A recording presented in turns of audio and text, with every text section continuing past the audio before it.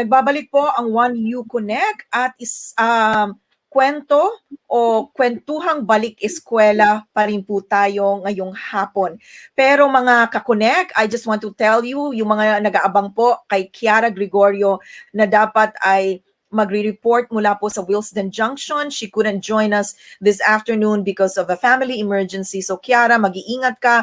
We hope to have you back next time. No? So there you go, Crystal. Balik Eskuwela.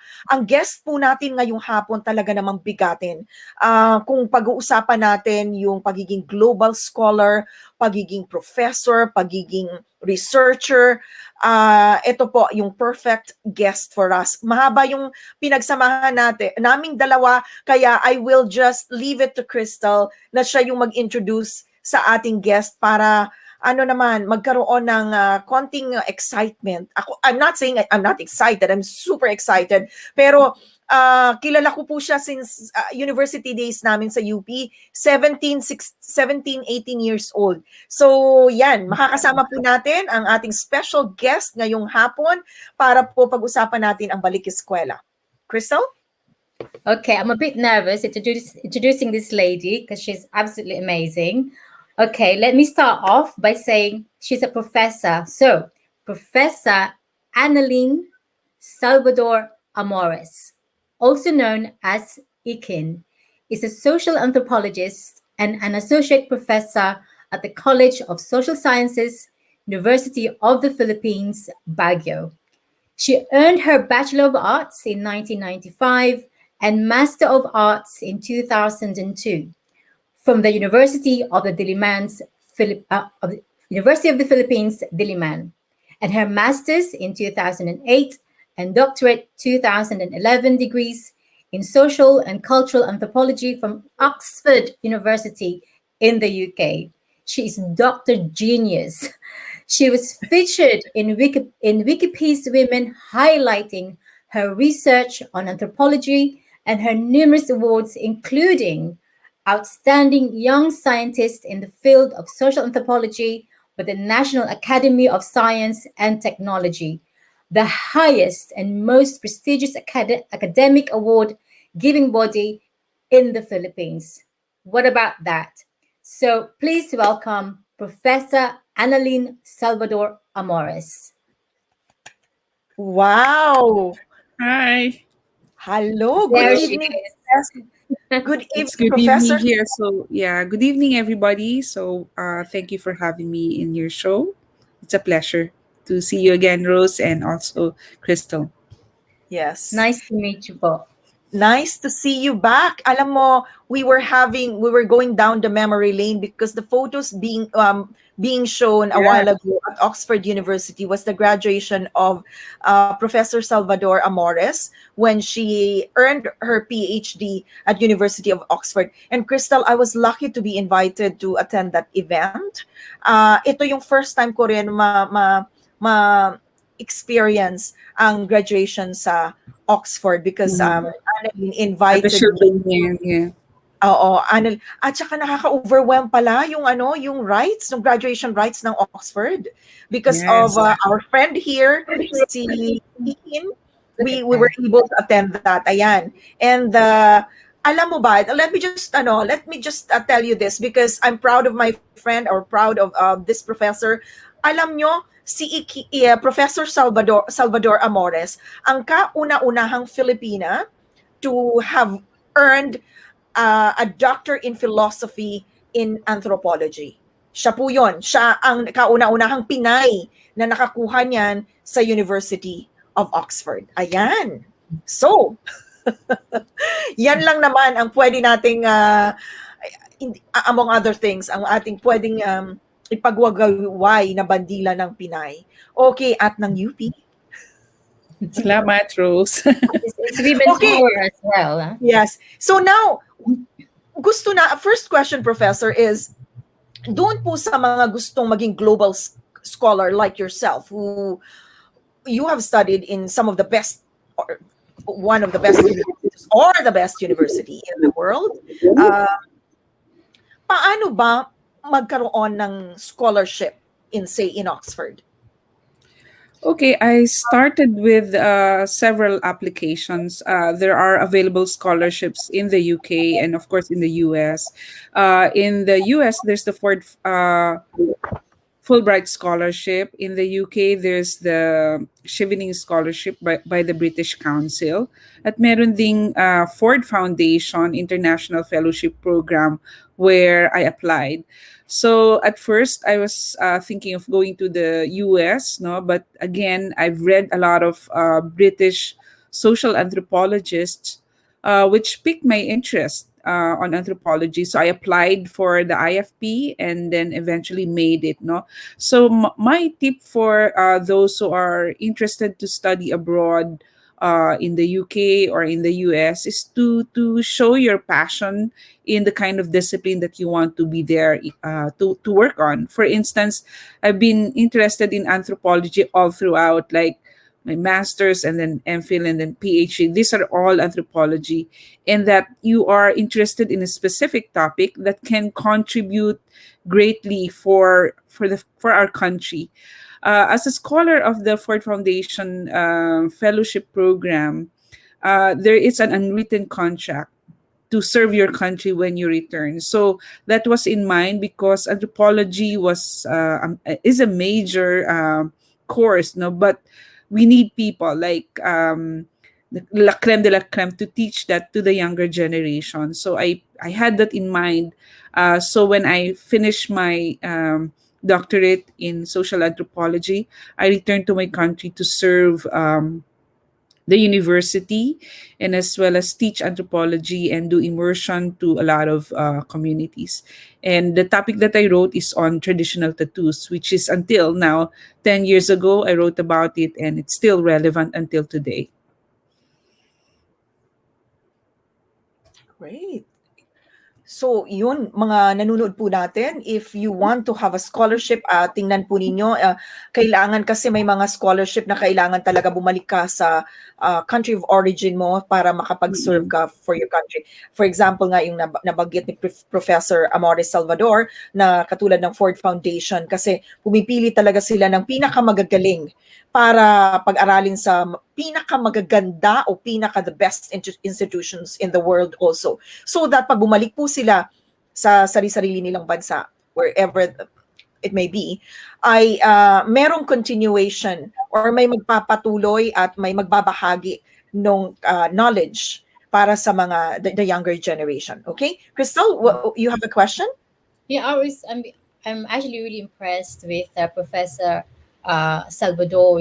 That she is giving back after she's had all these achievements. She's gone back to the Philippines and teaching our future anthropologists. Because I asked her earlier, Diba po, Professor, why didn't you stay in the UK and teach in the UK? But now I've heard, obviously, giving back to the Philippines is very important. So the next question, my question is, when are you likely to come back for the UK? Okay. When I finished the degree, we were given a chance to teach for 2 years or work for 2 years after graduation in the UK. But like I said, I chose to come back to my country because I have a commitment to my university. I really don't have in mind when to return to the UK. The last one I was there was 2017 to attend a conference in Oxford during the Euroseas conference in Asia, and then I was also the speaker for the Cordillera Conference at SOAS upon invitation in 2018. No, so I'd like to return also in order to promote Philippine culture, Philippine studies, because there's a lot of Philippine experts, no, in the country who may be wanting to share their knowledge um, and knowledge on the Philippine culture, no. So that's very important. Aside from being professors, we're also cultural ambassadors based on the expertise that we have learned, and also it is important, no, to have the bearing that you are a Filipino, you have this kind of identity, and you are proud of your culture.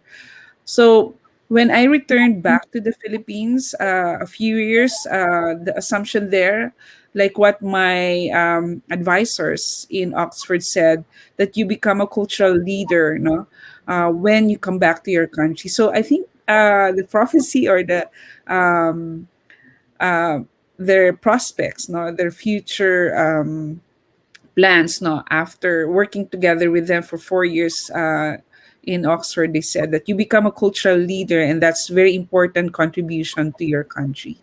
So here we are. I'm back in the university, and of course, I work with indigenous peoples. And also, if there's a chance to share this in the UK or anything, I'll be happy to come back. But of course, I have a commitment to UP. My loyalties with the university. Thank Professor you. Salvador-Amores, my question is, you have studied tattooing, and I think that was the subject of your dissertation for Yeah. University of Oxford. Why did you pick that subject, tattooing? Kasi Yes. parang, go Yeah. ahead. For this particular group in Northern Luzon, this is the book that I wrote. This is my PhD dissertation in Oxford. So why tattoos and why the Igorots? Why Kalinga? Uh, in the past, during the American colonial period or even before, these groups, these indigenous groups, are highly marginalized. They were viewed as savages because they have a different view of their tattoos in the past. So they were portrayed as different, no? There was a form of othering from these communities in northern Luzon, and it's the least studied subject 10 years ago or more. So I was interested because a lot of scholars have said that this is a disappearing culture, and I didn't like to write about disappearing cultures, so I decided to pursue a research among the Kalinga. They are well known for traditional tattoos, but highly they were documented in a lot of colonial photography in the 1900s. So I decided to look for a community. And unfortunately, a lot of our traditional tattoo practitioners are all gone in the communities of Bontoc, in Ifugao. And then I finally found Whang-Od. She's the 90-year-old tattoo practitioner in the village of Kalinga. And I was very interested to just study the tattoos. But when I saw her tattooing, I also got tattoos in order to experience the pain that was experienced by the younger generation of tattooed elders in the past. No? So I wanted to explain that. So I came up with a book and stayed in the community for 16 months Okay. to study the designs, the process, and the culture of tattooing. Okay. I think ang pinakamainit, Professor Salvador Amores, na issue on tattooing is the one that recently came up. Sinabi mo na hindi popular yung tattooing, but now it's popular.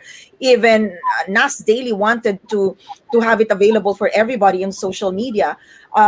Yung issue about Whang-Od and Nas Daly. Would you be able to impart something or share with us on update on that? Yeah, so traditional tattoos is a place-based practice, no? So originally it was only for the community, no? And then the book came out, a lot of people came in, a lot of tourists came in, local and foreign. And then you got this a lot of documentaries also on Whang-Od, and the recent one is on Nas Daly. So what happened there? I think the team of NAS went there to pitch the idea of having to teach for having Whang-Od to teach online, no, this process of tattooing. But of course, under the IPRA law, that's the Indigenous Peoples' Rights Act, uh, it aims to protect and respect the cultures of these indigenous communities. And of course, if you are an outsider or wanting to study tattoos or wanting to do a documentary, you have to go through the FPIC. This is the free prior informed consent. No, so you have to seek permission from the community.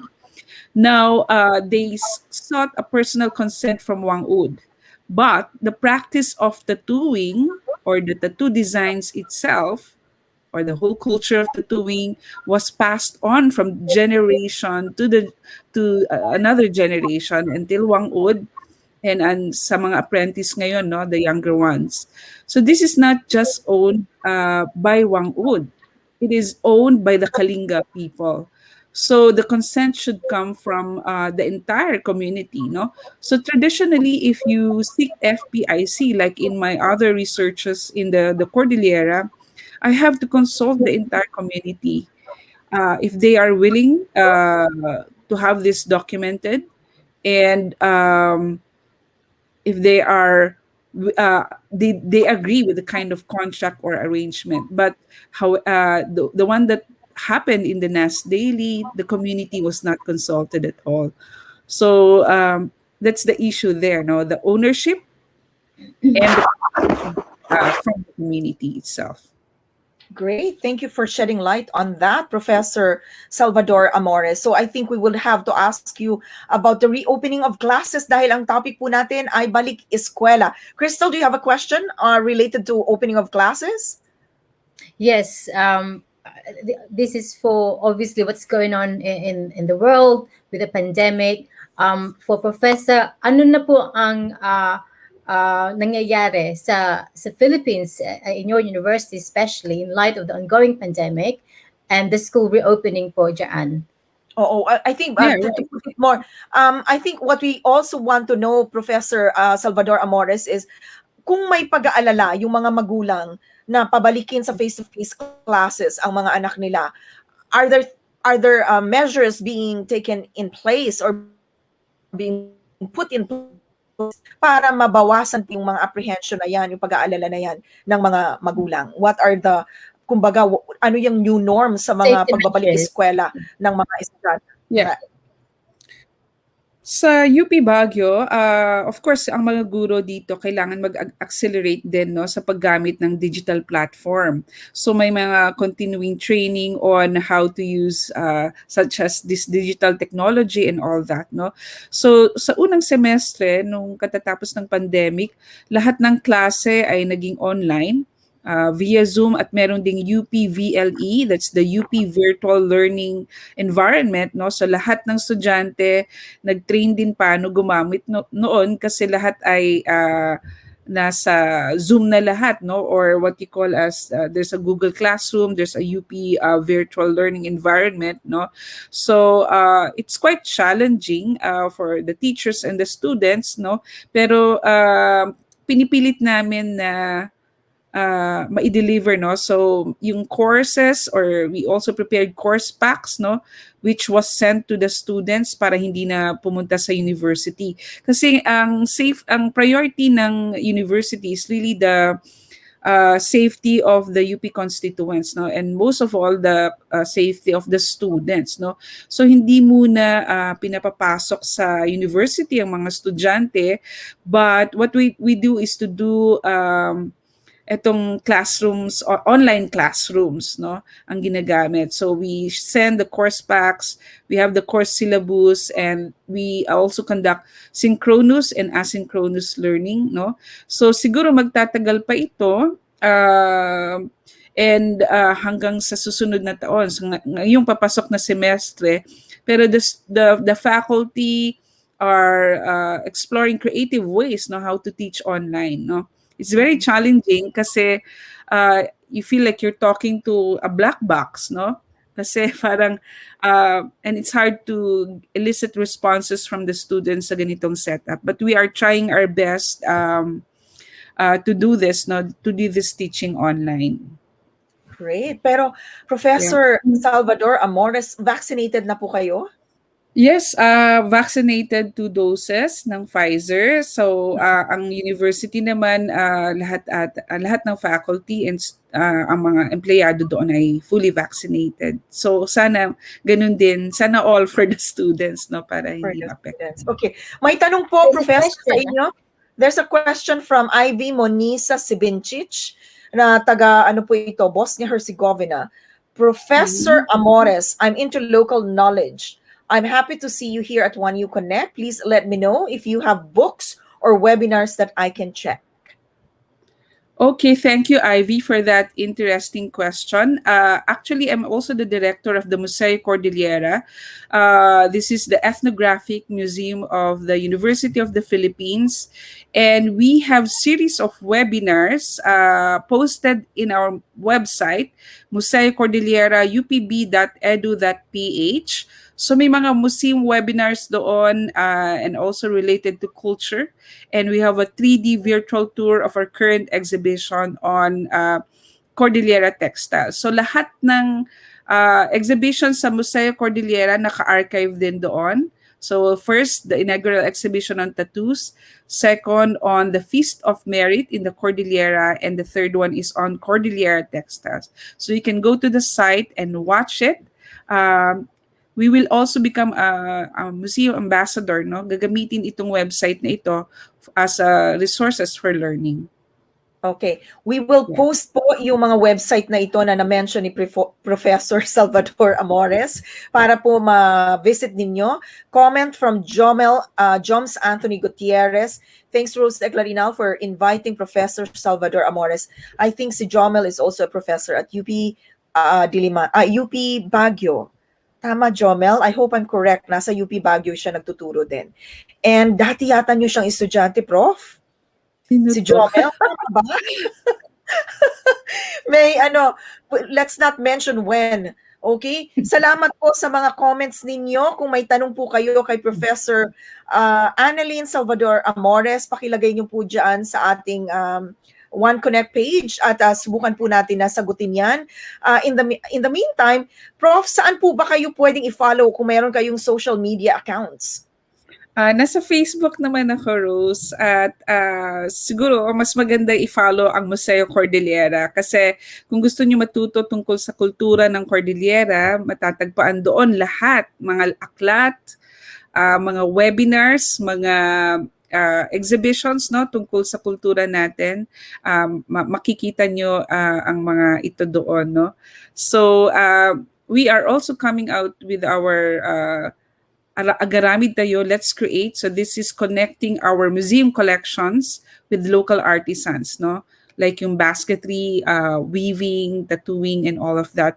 It will be featured soon at our website. So that will be a good resource, no? Lalo na sa mga Filipinos in diaspora who would like to get in touch with their local culture in the North, then this is the website that you can check out.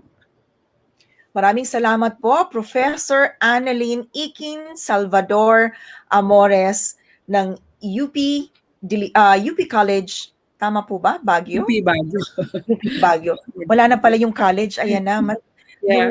Yung age ko lumalabas na kasi UP College na noon.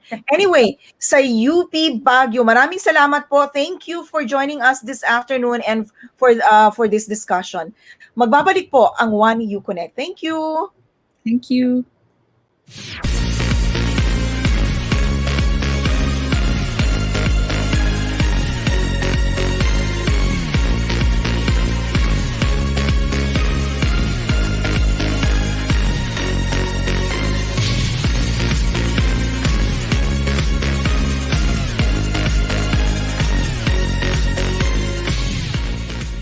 This segment is brought to you by World Remit, a better way to send money. Katuwang ko ang World Remit para mabigyan ka ng magandang bukas. Kahit malayo man tayo sa isa't isa, minsan hindi may iwasan ikumpara ang ating sarili sa iba. Pero ang perang pinadala ay nagsisigurong kasama ka pa rin nila sa pagtupad ng inyong mga pangarap. Sobrang proud ako bilang iyong ina kasing proud mo ngayon na nagsisimula ng panibagong yugto ng tagumpay.